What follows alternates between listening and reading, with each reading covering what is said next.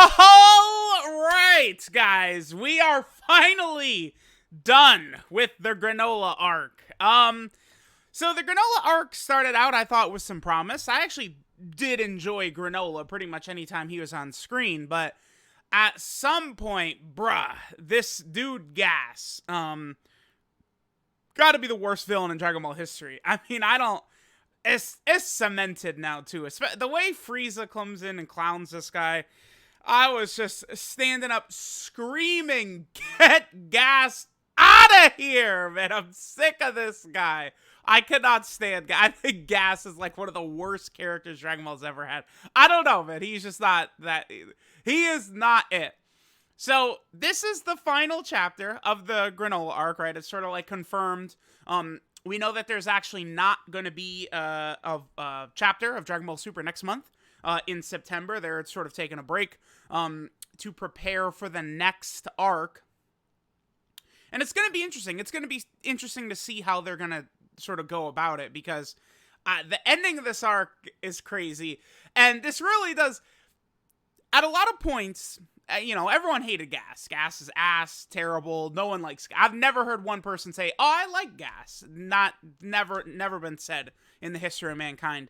But I actually kind of enjoyed Elec, right? Gas's older brother seemed like he kind of knew. He had like a plan. He had an idea. He was just a step ahead of everyone.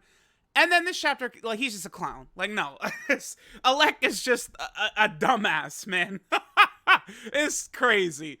So, I mean, let's just jump into it, right? So, chapter starts out, blah, blah, blah. Granola's like, yeah, like, we gotta be past revenge and all this. Manito, or however you say it, just is like, oh, yeah, by the way, I could just heal people now. I love it. Whatever, man. The goofy Namekian, just like, yeah, 5,000 years old. I just unlocked my full power right now. So then this boy Gas comes back, and it's like, I don't mind this so much. Like, as Gas sort of does battle with Goku and Vegeta, it's like, it really, like, Vegeta mentions at one point the curse of being the strongest in the universe, right? So it does almost seem like the dragon's power, the wish, is kind of holding Gas together, right? Until his time runs out. For sure, that's definitely what it seems like, right? Because as Gas takes a lot of these hits, right, it's just like, this dude is a literal zombie, right? Like, he blasts Goku and Vegeta, and then he flies through his own blast. Like, it's insane, right? I actually want to pull up this line that Vegeta says. Yeah, right here.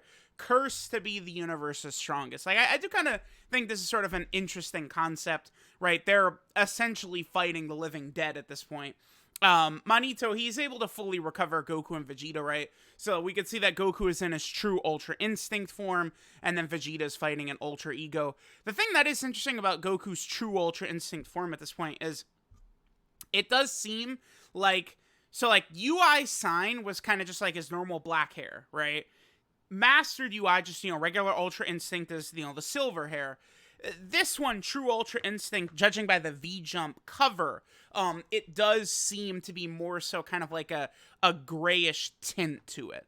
But Goku very clearly is in his True Ultra Instinct form, which, I mean, based upon how the fight with Gas goes, I think we could sort of vaguely put Goku above Ultra Ego, right, in his True Ultra Instinct form. It does sort of seem, so we go like Gas, True Ultra Instinct Goku, then like Ultra Ego Vegeta right there. So it's like, they're kind of fighting Gas. Gas is, kind of like just holding his own against the two, right? Like, this whole, like, arc has been this fighting. Goku and Vegeta, while they have been surpassed by Granola and Gas, they're, like, keeping up with them, right? Like, there was not moments often where Gas is just, like, cackling, ha ha ha ha, y'all cannot touch me, right? Like, constantly Gas was having a lot of frustration as Goku and Vegeta, it's actually, for the most part, seems like they performed better than Gas. It's just Gas just, got this raw boost from the dragon. So then Frieza comes in out of nowhere, and it's just like, yep, you're dead, goodbye, just one-shots him. Now, the one thing I do really like here is, by the way, I swear, if you look at this, to me, it does kind of seem like Vegeta, or Frieza goes into Black Frieza for a split second, and then he's not, right? Like, maybe that's not what that is, but to me, it looks like Frieza goes Black Frieza for 1 second, finishes off gas, and kind of goes back into his base. Very similar to like a Super Saiyan God Vegeta going into blue for moments and stuff like that. Now, Frieza does mention that he was called to the planet by Alec, so it does sort of make sense he's there. I know a lot of people were upset that Frieza just kind of comes out of nowhere, you know, one-shots gas, he sits Goku and Vegeta down in a second, right? And then, like, he just, it is, like, it feels out of nowhere, right? It does, right? Like, just Frieza just shows up and the arc is over. But they've mentioned Frieza 500,000 times throughout this arc, right? Like, yeah, Frieza definitely does kind of just, like, show up, but Alec is vaguely hinting at Frieza showing up a couple of times throughout the fight. Frieza has been mentioned repeatedly by Granola and these other characters, right? So, it honestly, to me, I feel like it would have been worse and just, like, if Frieza hadn't shown up at all, right? Because they mention him so much that, to me, it does make sense that Frieza comes in. I don't mind him completely obliterating gas. Maybe this is just my disdain for this character, right? But Frieza coming in, boop, gas is done instantly. I'm fine with this. Now, I saw some people talking that, like, Frieza potentially didn't even finish gas off and, like, gas's time just wore off. And I feel like that's not what's conveyed here, right? Like, gas charges Frieza one-shots him, and then he's dead, all right? Like, pretty clear that Frieza just kills him, I think, right? Like, yeah, against Goku and Vegeta, fighters who he's, you know, vaguely stronger than, but are able to handle him, it's like he's kind of able to be kept alive by the power of the dragon or whatever the hell's going on. But, I mean, dude, Frieza just says goodbye. I don't know how you can really, like, you look at this, and I saw multiple people say, like, yeah, his time wore off from the dragon. Like, his time was up. It's like, nah, I'ma disagree. I think Frieza just kills his ass. So then we get to the good stuff, right? Frieza just, you know, one-shots Alec. It's like, dude, like, Alec called Frieza here. Alec, his grand plan was, yeah, Gas is the strongest in the universe now. He'll kill the Saiyans, he'll kill Granola, he'll kill Frieza, and he got nothing done, and then Alec is just clowned and one-shotted, and boom, GG. Alec is actually a clown. His plan amounted to nothing. He did nothing, accomplished nothing, except for getting himself and Gas killed. It's just ridiculous. So Frieza, right, reveals his power is because he found a time chamber. I don't know that that's really the biggest deal. In the Moro arc, Goku and Miras trained in one of these time chambers. I feel like if they would, I don't know, maybe just throw out a line at the start of the next arc and be like, oh, Frieza was keeping an eye on Goku and Vegeta, and Frieza found out about the Room of Spirit and Time from Goku and Miras training in there. To me, that works better, because that's a little bit more of like a natural progression. Because as it stands, it's, dude, Frieza literally is just like, oh yeah, I just found this place. Yeah, look at this. Oh, one of the many conquered worlds. I just happened to come across this chamber oh so conveniently, right? It's like, I mean, if the next chapter happens and then it's revealed that, oh, Frieza was keeping an eye on them, that makes sense, right? Like, okay, cool. And again, we're sort of kind of like natural progression. You know, Miras is trying to help Goku to stop Moro, and then Frieza's kind of like keeping an eye out, and then it's like clown-ass Goku and Vegeta who've decided to let Frieza go multiple times. Oops, now Frieza's the strongest again, right? Like, there's still time for them to do that. I think they still could. Because it's like the fact that Goku used a different Room of Spirit and Time, not the one on Earth, but a different one with Miras out in space, where Frieza or the Frieza Force easily could have, you know, known about this. Like, that, to me, would work well. I do hope they do that, right? Again, it's not too late. It's not like they're... I do hope that they do come back to this, right? So Frieza mentions he was training for 10 years. What was it? 4 months got him Golden Frieza. So now Frieza is this, you know, Black Frieza level after 10 years of training. Fine. I don't have an issue with that. I'll tell you all this. Frieza, in this chapter, has way more of an explanation than, say, Android 17, right? Remember, Buhan is lucky. he didn't step to Android 17 in the Boo arc, because 17 would have one-shotted him with a pinky, right? Like, yeah, Super Vegito and Buhan, they would have gotten dusted by Android 17, man, protecting the animals from those poachers. So I'll give you this, right, that Frieza definitely does have a better explanation here.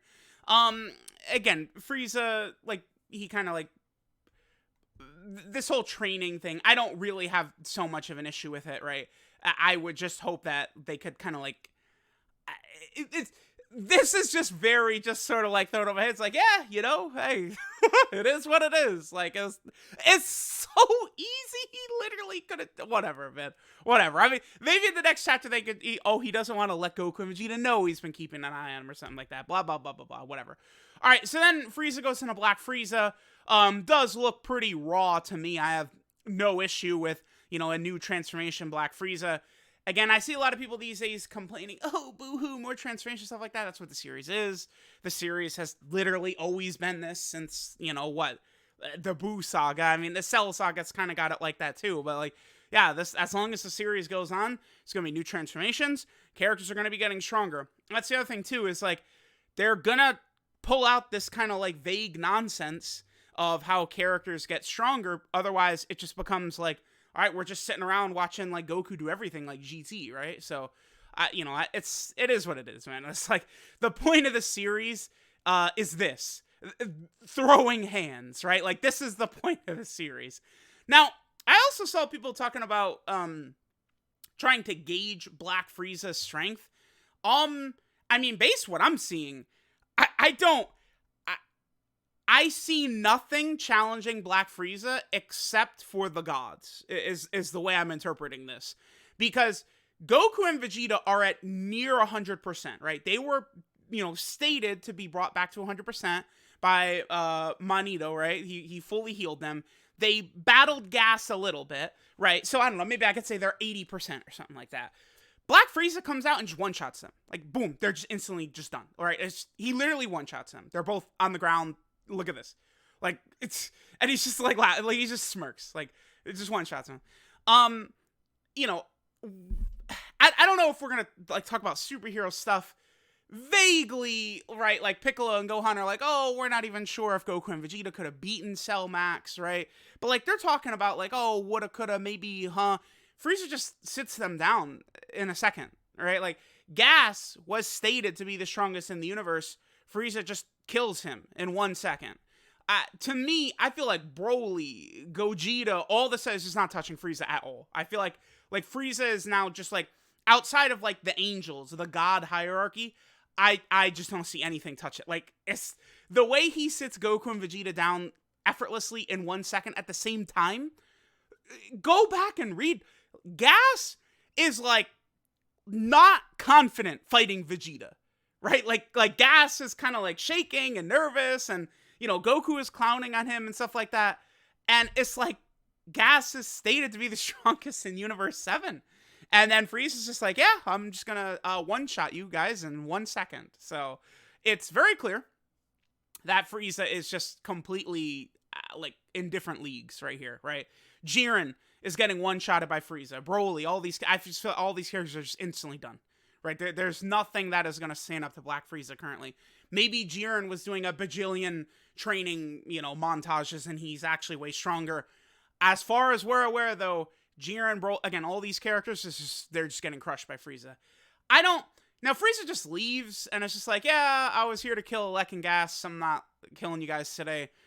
I mean, sure, but Frieza one-shot them. Like, he could have just killed them there, so I wonder if there's some sort of reason. Remember in the Tournament of Power, Frieza was, had a stated goal of, like, taking down the Zenos and stuff like that. Perhaps Frieza has some sort of idea to take down the Zenos and all this stuff, utilizing Goku and Vegeta. I remember when the Tournament of Power was happening. When it first happened, I hated the idea of them bringing Frieza back. I did not like the idea of bringing Frieza back in the Tournament of Power. But I thought, was really engaging during it. And, it seemed like Frieza was the natural build-up to after the Tournament of Power. And then, of course, the anime ended, and we got the Broly movie and stuff like that.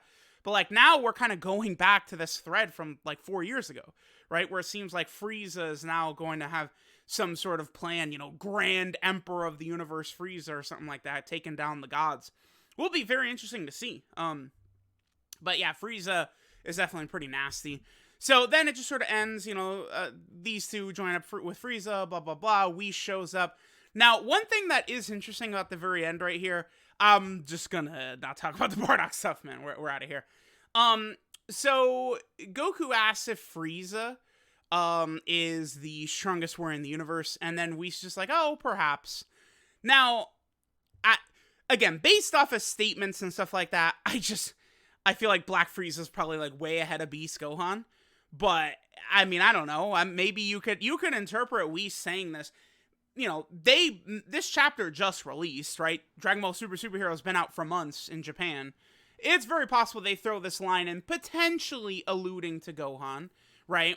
Maybe they're gonna. I mean, I guess they can't really say that Dragon Ball Super Superhero took place at the same time as the Granola arc, right? Because remember, if supposedly Superhero is supposed to take place after the Granola arc and Moro and stuff like that, people argue about it like, oh, Toriyama has this statement and they're different canons and they're different universes and stuff. It's just like, dude, like, you just gotta kind of like vaguely be like Tournament of Power, Broly movie, Moro, Granola, Superhero, right? Like, it's like, who knows? Like, it's just sort of like in that order, right? So we'll see. But like this right here, in sort of like the order from promotional material again for Superhero, this takes place before Superhero. So who knows? Maybe Frieza's meant to not be the strongest in the universe, but the chapter is literally called like the strongest in the universe revealed, is it not? Yeah, universe's strongest appears. So guess what? It's Black Frieza. So let me know what you guys think. I thought that this arc overall started strong. You know, Gas and Alec, I think, kind of like were like not really that great. And then now Frieza comes in at the end and he kind of saves it for me. Like I don't have an issue with Frieza showing up, destroying them. I mentioned it would have been very easy for them to just throw out this one, you know, line, or Frieza could have had a thought bubble, right? Like, oh, like he'd been keeping an eye on Goku and Vegeta, and then boom, all the plot points just sort of like fold together very nicely there. And it's not just kind of like, you know, throwing our hands up like, yeah, he just kind of found it, and, you know, then he just was like, I'll train, and oh, how weird, the time moves differently here, right? Like, they easily could have make a lot more sense. But I do like how this happened, right? Frieza comes in, he's now the strongest. We'll see where they're gonna go with this, but I don't have an issue with Frieza becoming the strongest and stuff like this again. I really did not like Frieza in the Broly movie, because it's like, Resurrection F happens, he gets clowned by Goku and Vegeta, and then in the Broly movie, he just like comes right back without being stronger, and, you know, he just, through the mercy of Gogeta, is just let to like go away. So I'm glad that he's at least, you know, appearing to have learned better. Although again, I think it's pretty clear that Black Frieza could have just killed Goku and Vegeta instantly without any effort. And it's like, Granola, what is Granola gonna do, right? Like, again, Granola is vaguely true Ultra Instinct, Ultra Ego Vegeta. Like, he's on the like sort of level. Like, you could probably say Granola's a bit stronger than them, but like, he's like on the same level. Frieza's gonna one-shot Granola just the same way one-shot a Gas and Goku and Vegeta. So I don't know. Let me know what you guys think of it though. But again, I will tell you this. I feel like I like the ending of this arc way more than I ever thought I was going to. Frieza, to me, did sort of save this. So let me know what you guys think of the newest Dragon Ball Super manga chapter. Thanks, guys, for watching, and I'll catch y'all next time.